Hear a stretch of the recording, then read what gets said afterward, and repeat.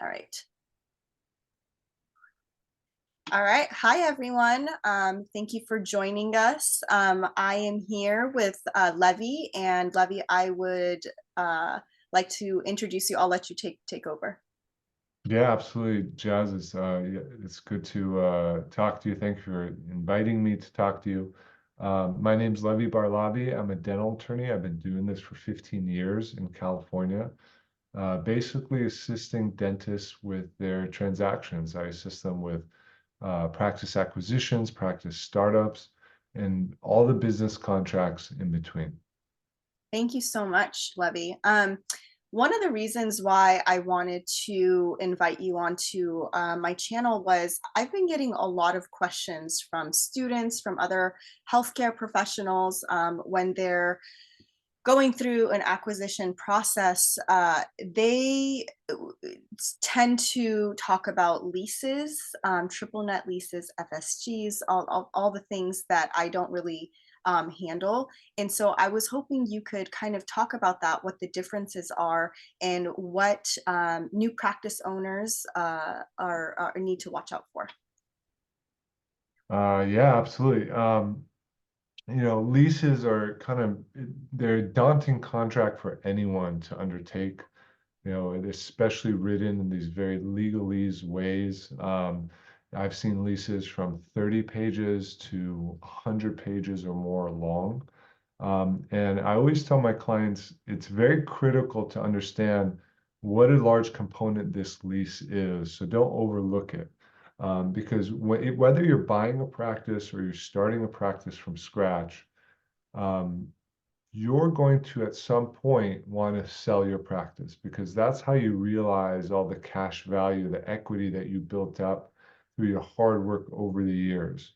And when you come to sell your practice, that lease that you signed plays a critical role because without the ability to assign the lease, transfer the lease to your buyer, um, and do so with all the protections that you need to do so in order for the buyer to get their loan approval, you can't really realize the success of all the hard work you've put into your practice. So the lease plays a very critical role. And so I always tell my clients when they're signing a new lease or where they're buying a practice, we have to look at the lease in terms of the exit strategy. Is there anything in the lease that is really onerous that's going to trip us up in the next 10 to 15 years? Is there any ticking time bombs that are really problematic for dentists, especially? It's very important to understand that the lease is there to protect the landlord's asset, which is the building. It's not there to protect the dentist.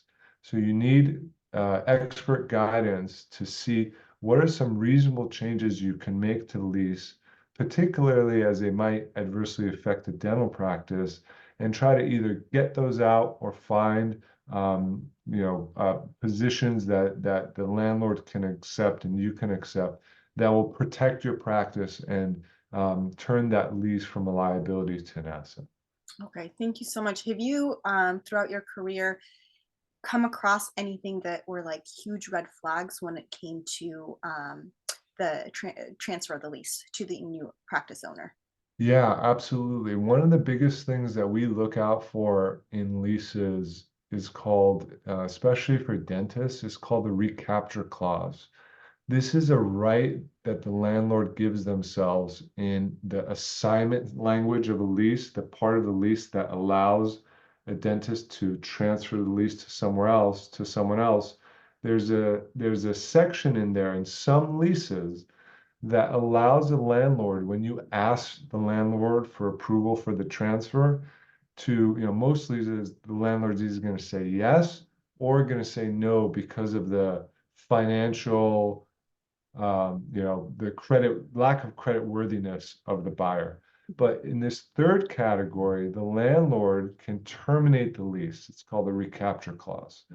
And so they can just take the opportunity of you making a request to transfer the lease to terminate the lease. And while it's rarely used, if that stays in the lease, it can be potentially devastating for the practice Because if the landlord terminates your lease, you've basically lost all that equity. You can't sell your practice because you can't sell a practice without the lease. No bank is going to approve that sale. So it's one of the critical things of, 30, 40 points that I look at when I'm reviewing a new lease to see if that's in there.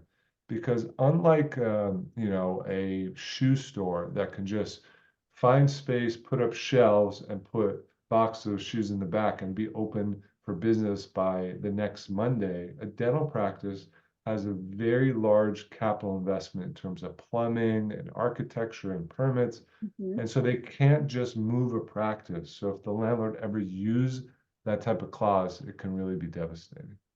All right. How do you, if you do come across that clause, how would you negotiate that with the landlord? Well, we use a few different techniques. Most landlords understand that, not all leases fit every tenant. And we have to explain to them everything that I just explained right now, that, we need the ability to transfer this lease to a credit-worthy buyer in the future, one that will be a win-win for the landlord because they'll carry on the space. And if the landlord keeps this provision in there, we just can't take the space because it's too much of a threat, because the dental practice can't move to another location very easily. Usually that gets it done. Usually they'll, through negotiations, and there's different ways to do this as an attorney, it'll get it out. But if we don't, we fall back to different positions that might help us. For instance, we might have the landlord agree to an exception. They leave in that option for themselves, but we've carved out an exception that if the tenant, our dental client, is asking for assignment in conjunction with the sale of their practice, the landlord can't use the recapture clause. Okay. And so what that effectively does, all pun intended, it takes the teeth out of the provision, so it can't be used, and that satisfies us because the only way we're going to get the cash out of the practice when we sell is to sell it to another dentist. And so that's all we want is that pathway. Perfect. Thank you for that clarification. Another one of the questions that I've been getting is how do I get out of a triple net lease? Usually, that's kind of what comes with the territory of commercial buildings and dental offices. Can you explain what a triple net lease is and how it works? Yeah, so unlike residential leases, if anyone's rented an apartment, you're just making one payment to the landlord each month, which is your rent. Um, in commercial leases, there's different forms of leases. One of them is a triple net lease, and it's very, very common. And what that means is that in addition to your rent, as a tenant, you're paying your share of the expenses to operate the building. And that's usually the common area maintenance expenses, insurance the landlord pays on the project, and real estate taxes. That's what usually the triple net stands for. And it's a full pass through. So if the landlord has $100,000 worth of expenses a year to maintain this building, and you rent 10% of the building, your expenses, triple net expenses for the year will be about $10,000, right? So about $900 more on top of what you pay in terms of your base rent. There's really no way to get out of a triple net lease because most commercial leases have some sort of pass through of common area expenses to tenants. It's just a fact of commercial leasing, and you really can't get out of it. There's different forms of pass throughs. Some are modified gross, so you're not paying the entire pass through. You're paying, like the difference between what the base operating expenses are versus what the surplus is each year. You're only paying the difference. But if the landlord's not passing everything down to you, all that means is that you're likely going to pay more in rent in that particular building. So it's like it's changing the levers. Mhm. So you might have a lower base rent in a triple net lease, and then those common area expenses versus another building where you're paying higher rent and lower common area expenses. So either way, it kind of balances itself out. It does, it does. Now there's, nuances to this and things we have to look out for when we're looking particularly at a triple net lease, right? Asking for audit rights so that we can get the records of the expenses to keep the landlord honest on what they're charging us. But it is a fact of life for commercial leases.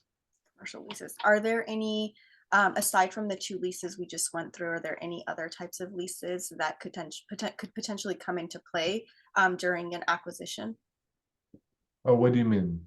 Is there anything else outside of like, the common area and the base rent versus just the triple net like together? Yeah, I mean, leases have, you know, depending on the lease, a whole host of different provisions that might affect us that we have to watch out for in every lease. One deal that I did recently, the doctor who's buying a practice was given a new lease, and because the building is in an area of redevelopment, Mhm. and it's not up to par with the buildings next to uh, next to that building, um, that landlord has an investment opportunity with the building. They might want to, completely demolish the building in the future and create a condominium, or going from a one-story to a 10-story building because of new zoning provisions that allow them to do this. The problem is in some of those buildings, the landlord will add a clause into the lease called a redevelopment clause, where they have the right on 6 months' notice or 12 months' notice to terminate the lease completely if they're going to completely redevelop the building.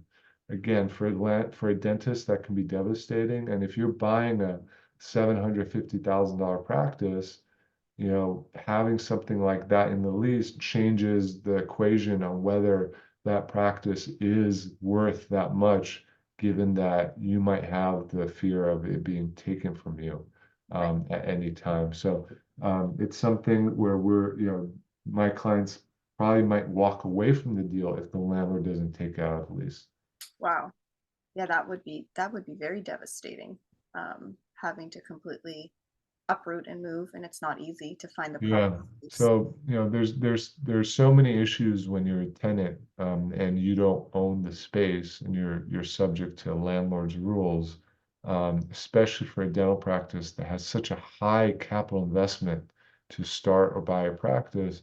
You really need to protect that investment by having a good team around you to review and give you advice to make sure that that investment, you're making the right decisions in terms of the investment that you're making. Absolutely. Thank you for that. I'm gonna bother you with one more question. Please. What would be some of the other questions that I've been getting, and this one's been coming up a lot. What can you give me an example of what would be the ideal, I guess, outline for a lease, for a triple net lease when you are going through an acquisition? Um, what do you mean specifically in terms of what would be ideal? Like the timeline, maybe the percent of production that would be going towards your rent, and some of the requirements from the landlord, if those are things that maybe you could touch on. Well, I don't really, as an attorney, I don't really touch on the financial aspects of a lease, meaning I couldn't tell clients whether that lease is within fair market value of the area they're going to work. I always highly recommend that they work with either an agent or a consultant to give them some feedback on how much the rent is in line with percentages of most dental practices. Mhm. Most good CPAs, most good consultants can do a production report, I mean, a revenue report, expense report on a practice you're looking to buy and give you an assessment. And we call this the due diligence phase Mhm. of buying a practice, give you an assessment and tell you whether, this practice in particular has bloated overhead in terms of salaries or compensation, or is paying way too much in terms of rent as compared to maybe other practices in the area.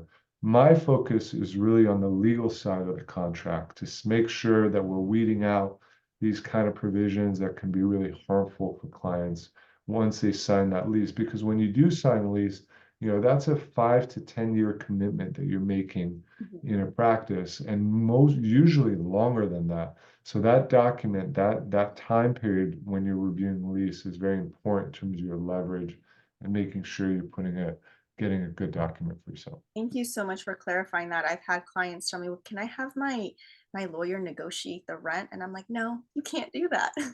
Yeah, I mean, some attorneys might, I wouldn't, because I think it's very smart, just like a dentist or specialist specialize in their field, to work with a team that's very specialized to give you the best advice for those particular aspects of your deal. Absolutely, absolutely. Thank you so much for your time, Levy. We will connect again, and we're going to be talking about some major things that dentists or new graduates need to look out for legally when they're actually acquiring a practice. So we'll Oh, see. it's my pleasure, Yasmin. It's great to talk to you, and I look forward to it. Thanks for the conversation. Of course. Okay, let me stop recording this.